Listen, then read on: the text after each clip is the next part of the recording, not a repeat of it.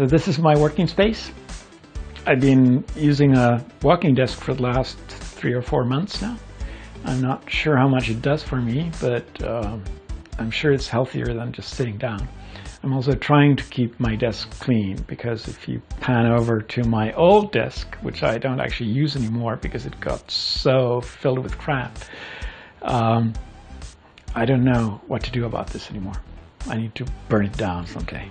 I used to work night times, but then I got kids, and the kids go to school, and that means that we had to wake up at 7:30 or so to take the kids to school. It's not exactly a 9-to-5 job, but it is actually fairly close. And you can see that in the commit logs. It's interesting. I sometimes do statistics of which time zones people are and what time people are working at. And these days, you can definitely tell that a lot of people are actually keeping pretty regular hours. I'm not the only one with kids, clearly. It's set at a very slow speed. I call it my zombie shuffling desk, because if I put it any faster than 1 mile an hour, my mouse movements get very erratic and I no longer can close my windows. I only have a web browser, which is how I read email, and a couple of terminal windows open, which is where I end up doing my Git pulls and any coding, although the coding part is not that common anymore. In between emails, I end up reading various text sites and sometimes not so text sites, depending on what's going on. I'm going to stop this because I'm having a hard time walking sideways. So this guy, I was actually really hoping that the kids would find interesting, because when I grew up, if I had had something like this, I would have been all over it. And my oldest has actually been using this for school projects and things like that.